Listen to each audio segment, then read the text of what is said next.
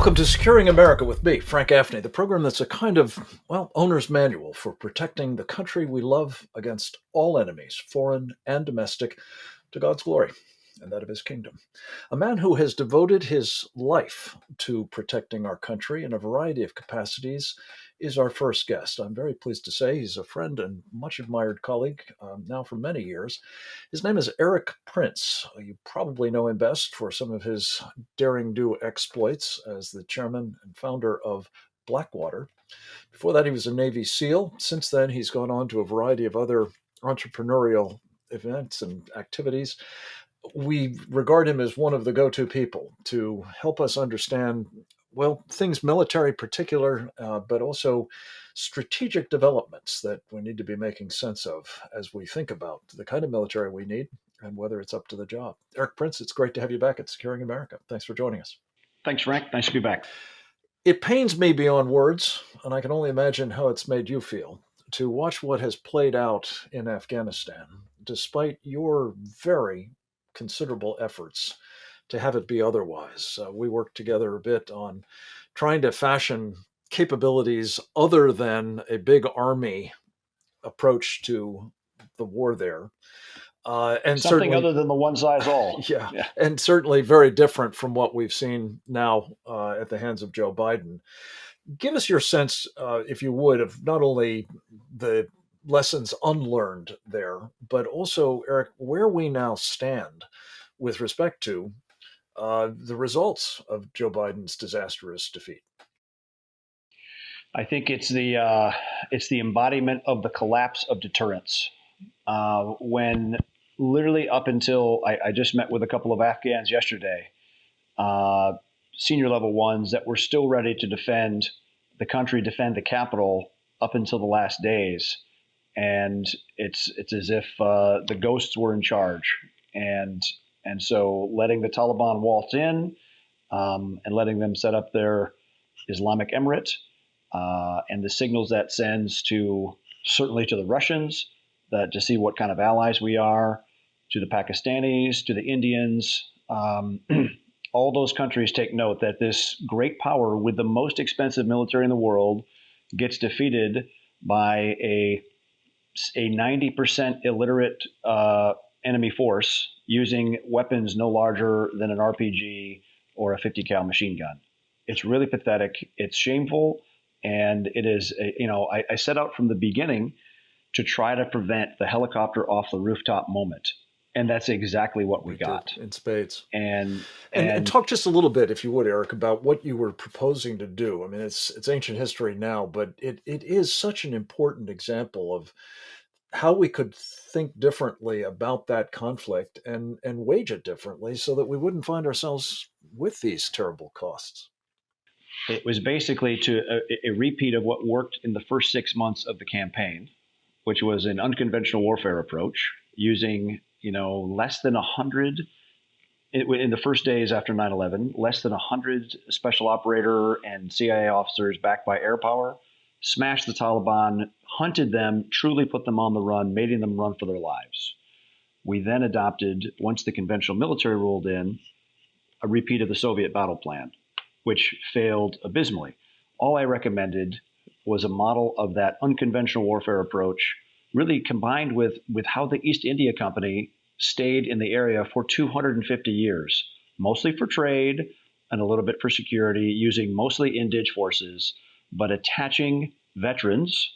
Okay, people love to say veterans, they hate the word contractors, veteran contractors, to attach to the Afghan army, to live with them in each battalion for the long term, with a little bit of air power and a little bit of controls over the logistics channels so that the men are paid on time and fed on time and resupplied with ammo.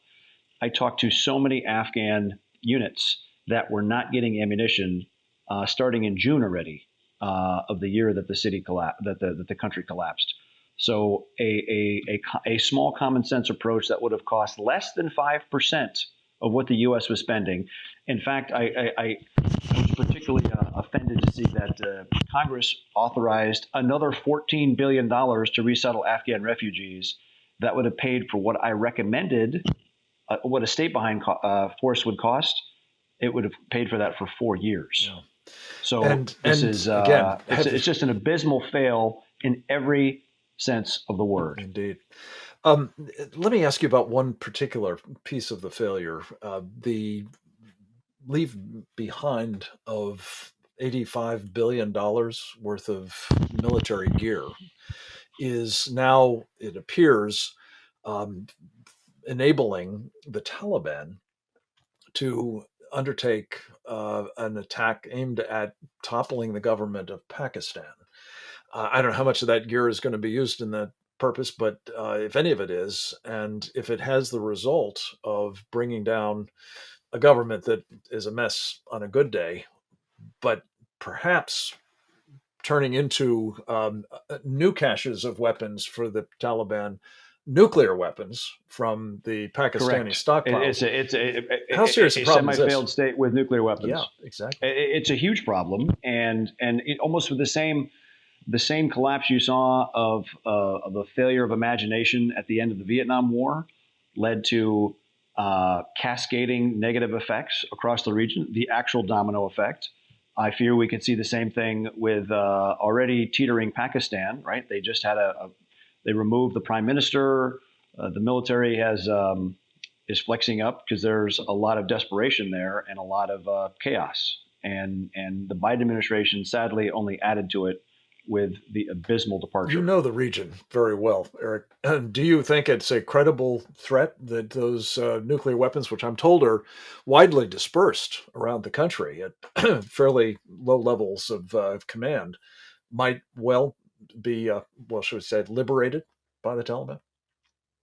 I don't think they'd be liberated by the Taliban, but there's plenty of crazy Islamist factions even within Pakistan that we should be fully as worried about, not just the Afghan Well, Taliban per se. There are within Pakistani Taliban. within the military too. There are Yeah. exactly.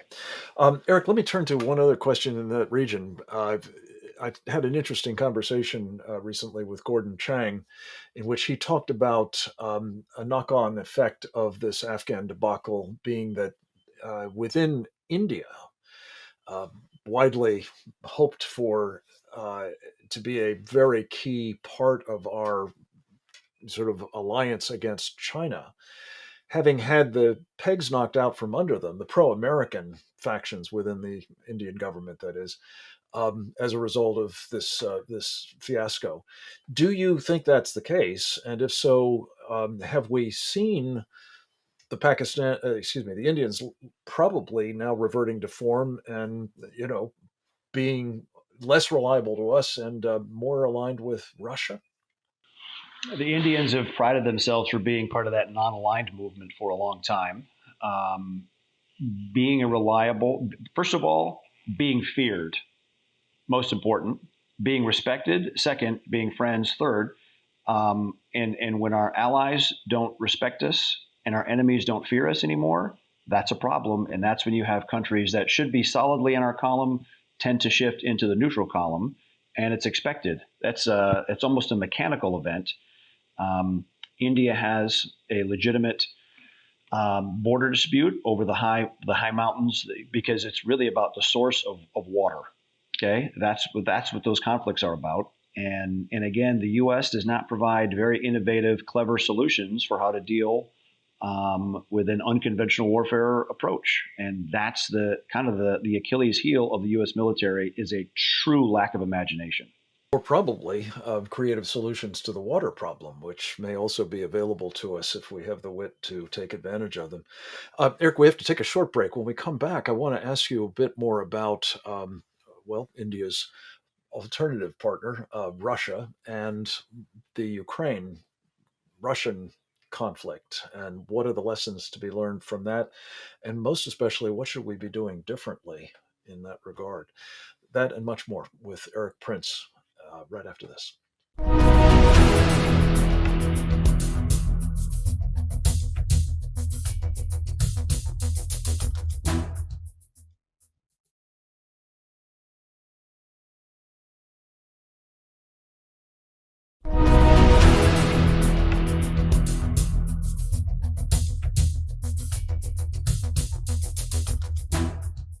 We're back, and I'm pleased to say we're continuing this conversation with Erik Prince, a man of considerable expertise as well as accomplishment in the national security arena.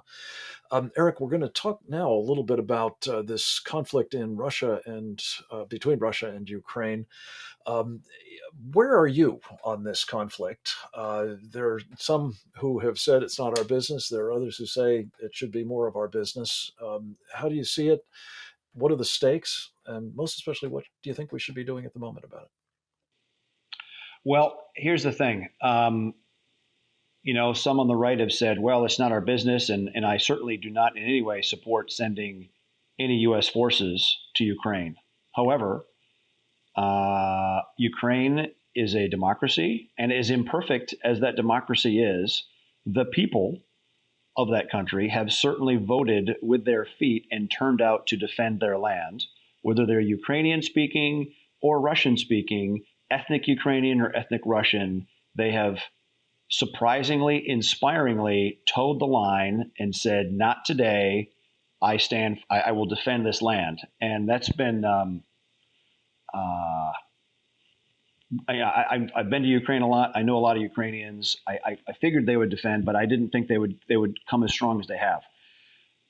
In parallel to that, or in opposite to that, there was a Quinnipiac poll about the United States about who would fight to defend America if it was invaded.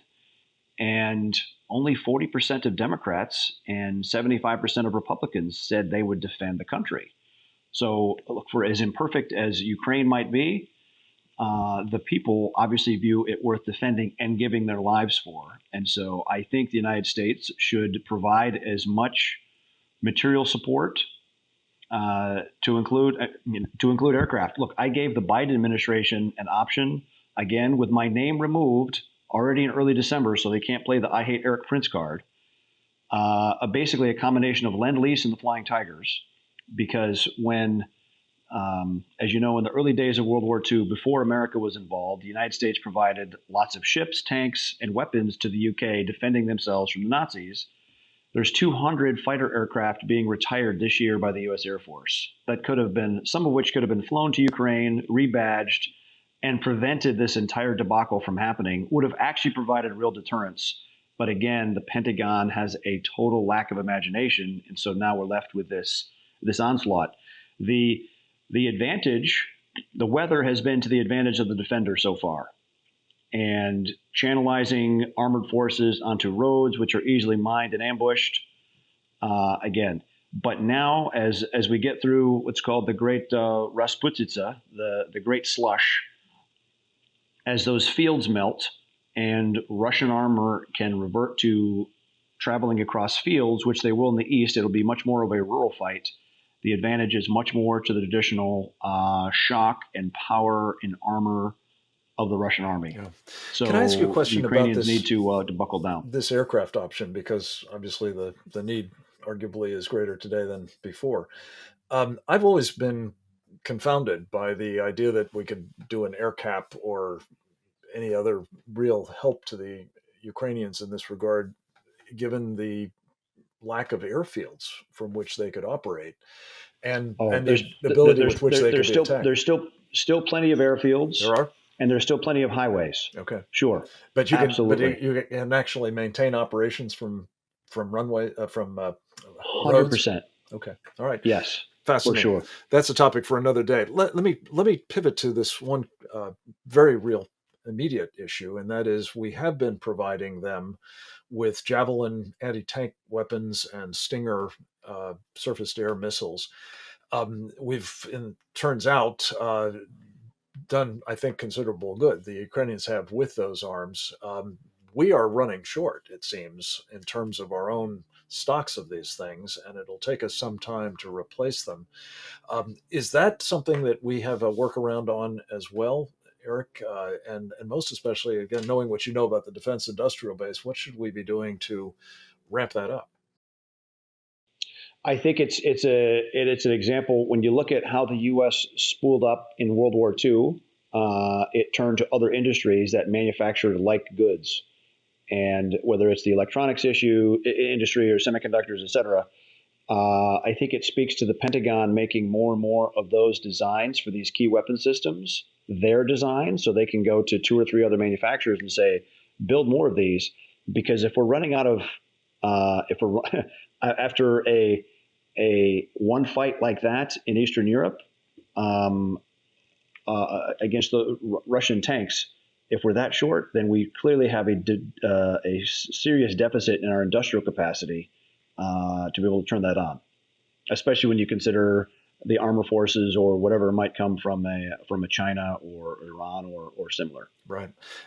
And that's really the point, is that it seems to me we are so far from a war footing at a moment when the Chinese have made it perfectly clear they consider us to be at war with them, people's war, if you will. And it's something Steve Bannon had a mutual friend of ours, Hung Kao, on his show yesterday. Very impressive guy. We've had him on this program. I hope to have him back. He's the embodiment of the American dream. He really is. He personifies it. Now running for Congress out here in Virginia. But I wanted to ask you, he said something that was really quite striking in the course of that interview, that he's looking, having built the Navy budget when he was in uniform. Captain Cow said, we are probably looking at about $45 billion more being required by the defense budget just to meet the additional costs as arising from inflation. And he rattled off a string of that translates into 4 carrier battle groups and a number of different air wings and so on. Given what you just said, Erik, about the deficiencies of our industrial capacity and arguably, therefore, the readiness or at least the sustainability of our military, how do we address that problem, especially given these kinds of economic circumstances? Spending money on stupid programs. A. B. Greatly increase the competitiveness. Look, there's a lot of manufacturing that's come back to America. But the problem is with the defense base, it is so come to perfectly mirror its government customer that it has every bad habit.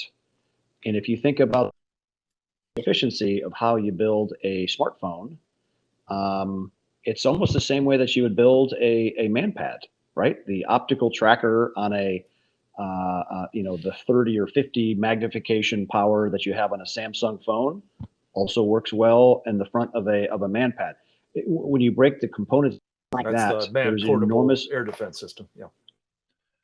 There's a lot of things that can be done much better, faster, cheaper by the private sector. That most of the defense base has become more of a government bureaucracy structure with the attendant costs and inefficiencies. And so you need a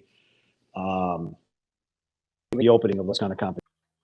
And Erik, the only concern I have about that is since we're manufacturing most of those smartphones in China, is there enough manufacturing capacity here now, or can we do things that would stimulate the revitalization of that industrial base in a sufficiently timely way to be capable dealing with the threat?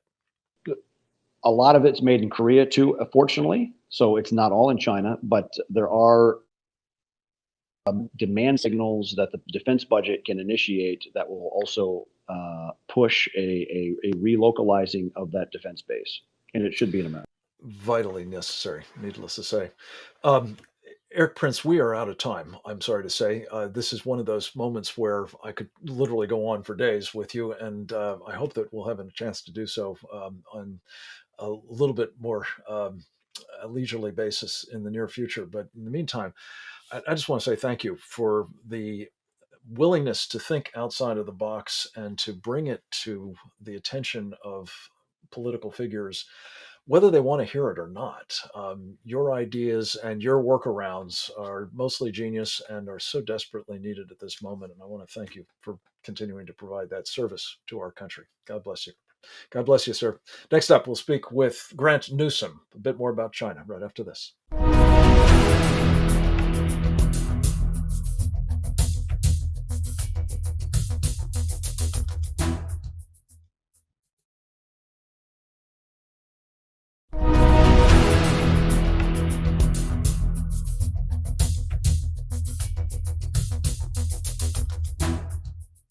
Welcome back, and a very special welcome to our next guest, a senior fellow of our Center for Security Policy, a retired United States Marine Corps colonel, and a successful businessman, foreign service officer, and think tank denizen in East Asia for decades. His name is Grant Newsham.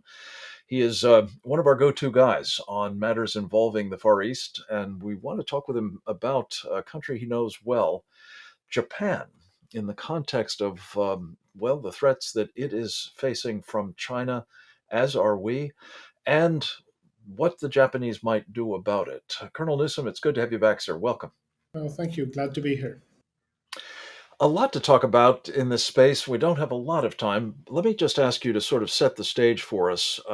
Japan is clearly watching what China has been doing with growing apprehension. I know you've been following closely, among other things, China's insertion into the Solomon Islands as just an example of what they're doing to try to exert dominion over the Western Pacific, rather large.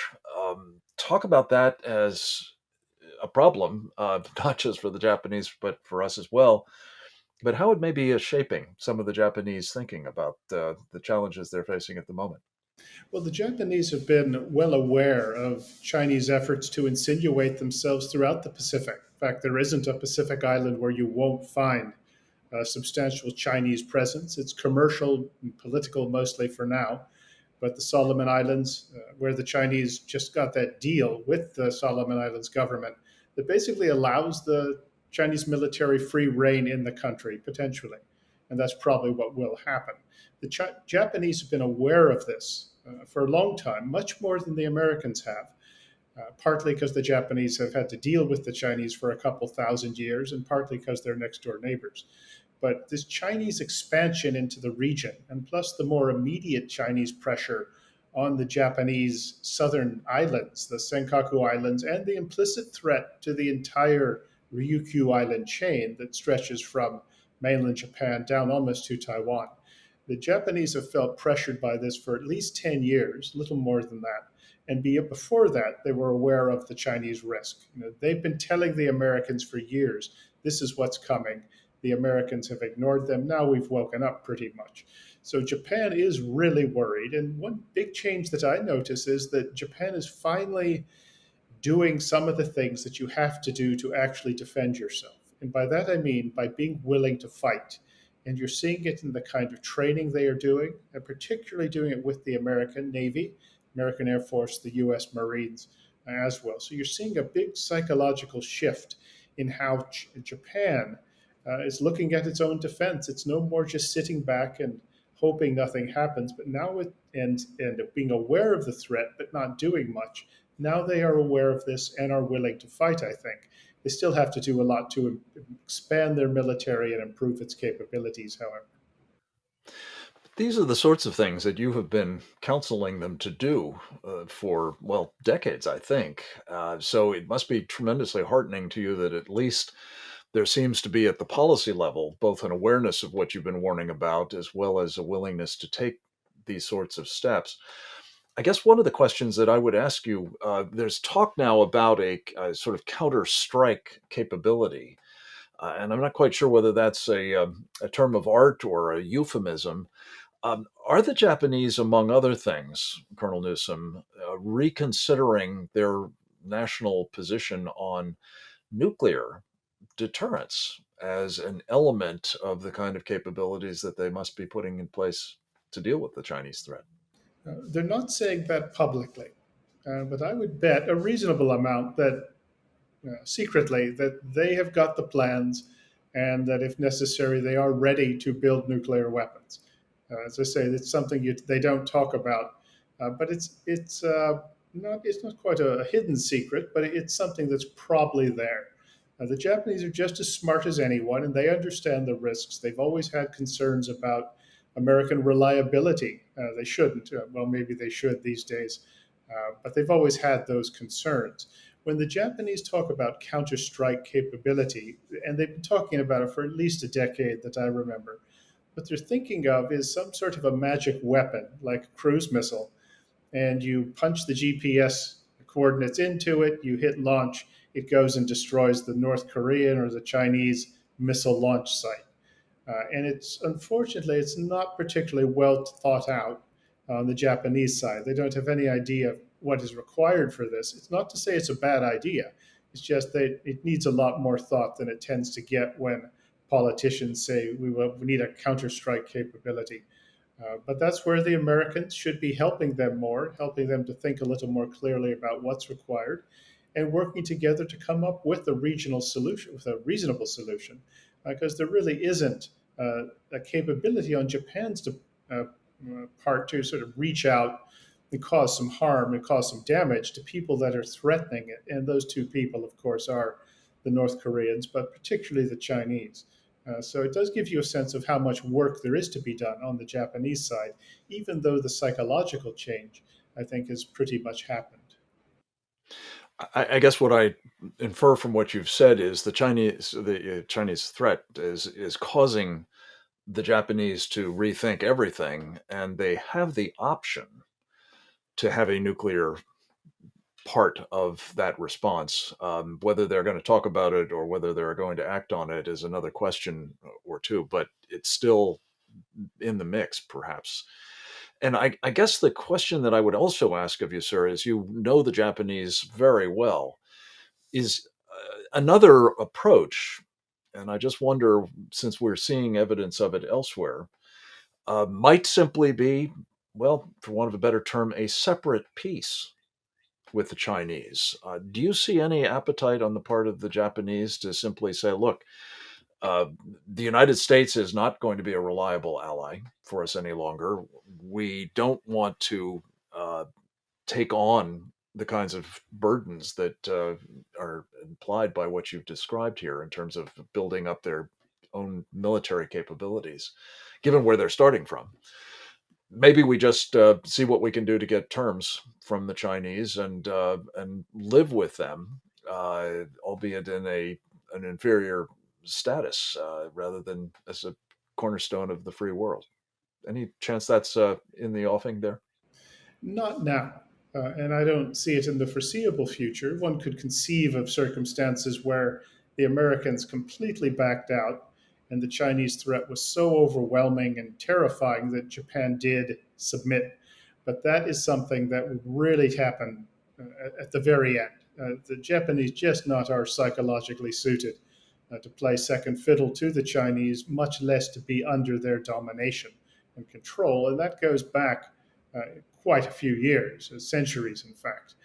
So then that's one of the difficulties the Japanese have in reaching any sort of deal with the Chinese and vice versa, is that neither can see themselves as inferior to the other side, which is what a certain type of deal requires.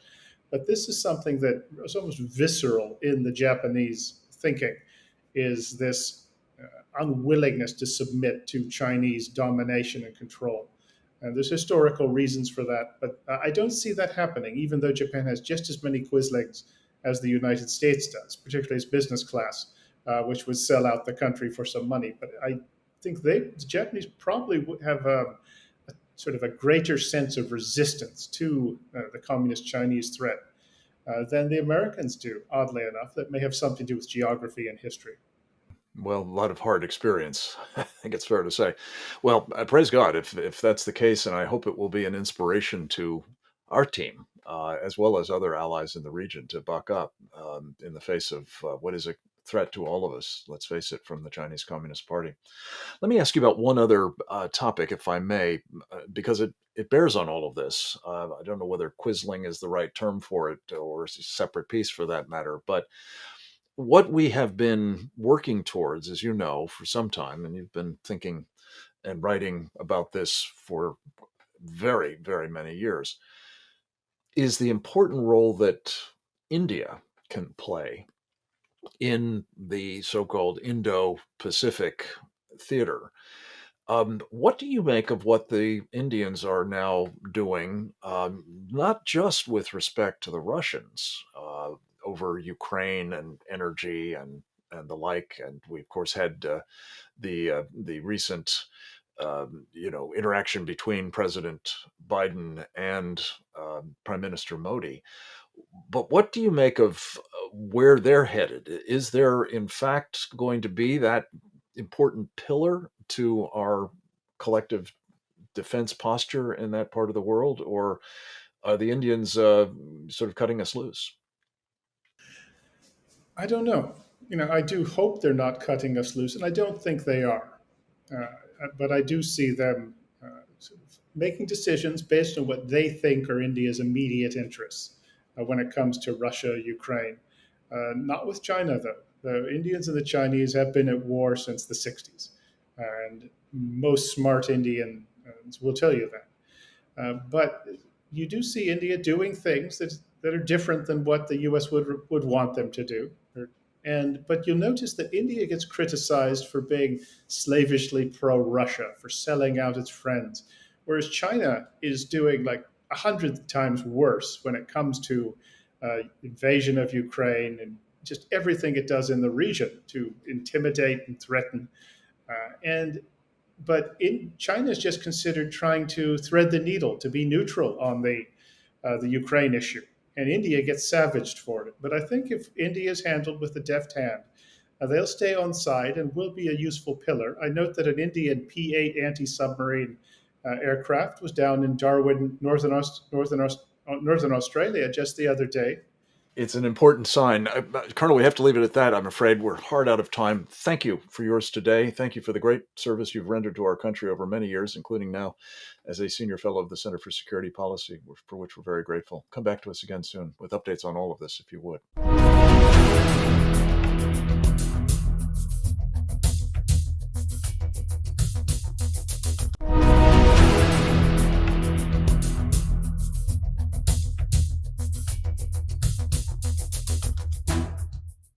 Welcome back. And I want to say a special word of welcome as well as thanks to our next guest. Her name is Kimberly Hermann. She is the general counsel for a really important organization, the Southeastern Legal Foundation. And we're going to be talking about some work in a couple of areas that have not gotten, it seems to me, well, not so much attention, but the kind of corrective action that she and her team at the Southeastern Legal Foundation are trying to engineer. And we're going to talk about both the phenomenon of critical race theory, what is involved and what it implies, and what can be done about it, and also about threats to what's well called Title IX, about the rights and roles of women at the moment in our country, which is under assault from an unlikely source, the transgender community specifically. Kimberly, it's so good to have you with us. Welcome to Securing America. Thanks for having me. And again, thank you for what you're doing. Let's talk a little bit about it. I think an awful lot of Americans have, in the space of the past year or so, with the COVID pandemic lockdown in particular, been introduced to this phenomenon of so-called critical race theory. Um, Many of us still probably are not entirely clear what it is about, let alone why it is being now force-fed to, well, our children in the public educational systems and other schools for that matter, to the military, to other government employees and corporations across this country. So explain to us what's going on here. What is it, CRT? How does it fit into sort of a larger agenda? And what do you think the stakes are if we don't understand it properly and deal with it? Yeah, it's imperative that all parents and Americans understand it and really what the goal of it is. And so when we talk about critical race theory, this is a theory that did originate in the academy. The idea is that you're pitting people against each other because of the color of their skin. And the goal is to teach everyone, whether it's kids, adults, those in the workplace, to teach them to hate America. And so you are saying the only thing that matters about you is the color of your skin. It then places you in a category of a racial hierarchy and saying that blacks are oppressed, whites are oppressors, and it pits them against each other to the point where people aren't talking, there's no civil discourse going on, and you only see each other as adversaries instead of as human beings and as fellow Americans. I'm told that the genesis of this in academia, as you say, was really Marxist, sort of cultural revolutionaries, and that it basically is a page out of the playbook of Mao Zedong, the notorious Chinese Communist Party founder. They don't use class warfare as the Marxists did in his day, but race is used as a sort of surrogate for the purposes of explicitly dividing us and subverting our country. Would you agree with that characterization? And if it's so, it adds immediately, I think, and urgently to the necessity of countering it, doesn't it? Yes, I mean, we're in a constitutional war. People refer to critical race theory a lot of times as a culture war, but at the end of the day, I say it's a constitutional war because it does originate in Marxist ideas. You take this idea where, in China, in the Soviet Union, in Cuba, you could use class and divide people from the rich and the poor. Well, in America, that wasn't going to work because we have the American dream here. And so they had to use something that would stick. And when they couldn't take hold, they, meaning those who wanted to push this and divide America and undermine our republic, couldn't take over the civil rights movement because we had Dr. Martin Luther King Jr., who fortunately carried the day there, saying to look at the content of our character, not our skin. They had to find another way. And they invaded the academia and pushed this. And now they're pushing it onto our young children. Well, and sadly, as I say, it's not just our children. It's that would be bad enough because you will see them growing up with these, well, traumatic experiences, I think. But we talk a lot here at Securing America, of course, about securing America, and the fact that this is being done to our military as well, and dividing, elements of our forces against one another, and inevitably affecting unit cohesion and camaraderie, morale, as well as readiness, is a serious, serious problem. So, talk very quickly, if you would, Kimberly Hermann, about what you at Southeastern Legal Foundation are doing to try to counter this cancer in our system. Yeah, well, when schools or the military, any government entity implements critical race theory, what they end up doing is they end up violating our constitutional rights. When you treat people differently because of the color of their skin, you're violating the Equal Protection Clause and the Civil Rights Act of 1964. So we've taken this to the courtroom, and we filed lawsuits in the Chicago area. We filed one in Missouri. We have several more coming because we won't stop until we stop what is ultimately discrimination. When you implement critical race theory, you are discriminating on the basis of race, and you violate the Constitution. That seems so obvious. I would think that any court would find very quickly in favor of this. What do the proponents of CRT say in response to these kinds of challenges that you're offering in court? Yeah, I mean, the first thing they say is, well, we're not doing it. And then the second thing that they say is, we need this. They claim that America is a fundamentally racist country. That is the tagline, that is critical race theory. Mm-hmm. Correct. That is, we're systemically racist. And so everything they do, they believe is justified. They believe that to fight racism, you need more racism. And if there is anything just more counterproductive to society, to being good humans and to looking at people, the inside of people, and kindness, it is this ideal, and we need to stop it. It is a cancer on America, and they want to destroy the American Republic. That is what they want to do, and we are going to stop them. It is a metastasizing cancer at that. So your efforts to apply, some anti-carcinogenic efforts are so appreciated, Kimberly Hermann. We're going to take a quick break. We'll be right back with more with Kimberly, and we're going to talk about another battlefront in the lawfare space, namely what is being done to women in this country in the name of trying to give preferential treatment to transgender individuals and the like. That and more with Kimberly Hermann of the Southeastern Legal Foundation right after this.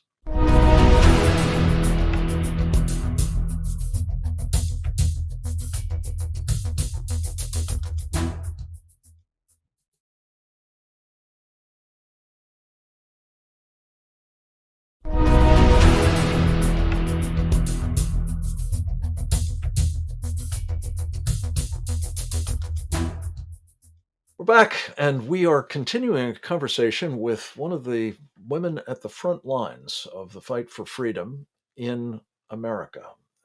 Her name is Kimberly Hermann. She is the General Counsel for the Southeastern Legal Foundation, and it is in courts across America trying to protect our constitutional rights and doing admirably, and so in many ways and cases. So, Kimberly, we've talked a little bit about the threat of critical race theory. Talk about what the Biden administration is doing as another part of, it seems to me, the effort to divide us and subvert us as a people. That also seems to be very much contrary to the law and even the Constitution of the United States. Um, in the name of advancing what are, I guess, now described as transgender rights at the expense of women's rights. Yeah, so in our country, we have a thing called Title IX. It's part of the Civil Rights Act, and Congress passed this over 50 years ago with the purpose specifically of protecting women and women's sports on our college and university campuses and in our K through 12 schools. It means you can't discriminate on the basis of sex. And what they're doing is they're redefining what the word sex means. So according to the Biden administration, it no longer means a man or a woman. It will include things like sex stereotypes. It will include gender identity. It will include sexual orientation, largely things that they certainly did not exist as terms back in the 70s. And what they're doing then is they will violate our free speech rights, and they will completely and utterly gut women's sports as we know them in this country and set us back over 50 years. And this isn't just a hypothetical problem. This is actually playing out as we speak with a biological man trouncing women in swimming competitions. I guess he lost one the other day, but overall has been not surprisingly taking advantage of his physical characteristics to compete unfairly with women. There seems to be a growing pushback by women and women coaches and other supporters of women's rights to all of this. But again, the question occurs: how do people who are advancing this, for want of a better term, transgender agenda, squaring what they're doing to mutate the law beyond recognition uh, with the fundamental principle, which at least until recently, most of them I think espoused very vociferously, namely the sort of feminist vision of women's rights and equality for women. Yeah, a lot of the feminist groups have come out and said this is setting us back. This is taking away everything that we have fought for. It's been kind of an interesting marriage here of some of the conservative groups historically and some of the feminist groups because we're all fighting for the same thing, which even is some for homosexual equality. groups, as I understand it. Yes, exactly. And you know what? At the end of the day, what they are trying to do is to use this to, one, separate children and adolescents from their parents. We have this in the schools. We have it in our government at every single level. But at the schools is really where we see it being the worst. You change the definition of sex. You tell kids they can be anything they want, and we're not going to tell your parents about it. And it divides them. It separates from their parents. It's more of what we're speaking about with respect to critical race theory. We have this, queer theory that's being put into schools, and it's being implemented into our laws now by the Biden administration. And we're going to have to take this fight to the courts. And again, I'm just mystified by how the Biden administration, justifies this, other than just a simple pander to one particularly vocal and I guess influential constituent group within their coalition. But when you go to the courts, how are you faring there? Have you had any cases actually, get a judgment from a court so far? We're at the beginning of the stages in the fight against the Biden administration's changes to Title IX. We sent a letter last week to the Department of Education with 25 other groups telling them don't make these changes, but now they're going to go through the rulemaking process. And we're probably about a year away from actually being able to file our first lawsuit on this, but we are going to work every step along the way through the rulemaking process to get in front of them, to get out there and to educate the American public. They need to know what's happening. On day one of his administration, Biden signed an executive order changing the definition of sex across many, many agencies. This has been coming in for over a year. We know it's coming. And again, the purpose is to end our American Republic and to destroy what we know as our society. It's very sad. Well, this is why we're focusing on it, because I think, a program like this that is committed to protecting the country we love needs to understand these are internal threats that have to be countered because they will ultimately undo us as a country. It raises a question that I is a little bit more abstract, but I appreciate your thoughts on it. The Biden administration, it seems, in these regards, among others, is now, you know, utilizing rulemaking authority, as you call it, or regulatory action, as I think the president described it, increasingly to simply change the law, to rewrite the law in a clearly unconstitutional manner. To what extent does that feature in your arguments in court, or will it, do you think? It will be front and center in the courts, whether it's the Obama administration or now the Biden administration, right? It's that the phone and the pen, and they think that they can do whatever they want, but there is a constitution, and it does not give the executive branch the authority to make the laws. That authority is with Congress, and so it will be front and center in these lawsuits and in many of those that we bring here at Southeastern Legal Foundation.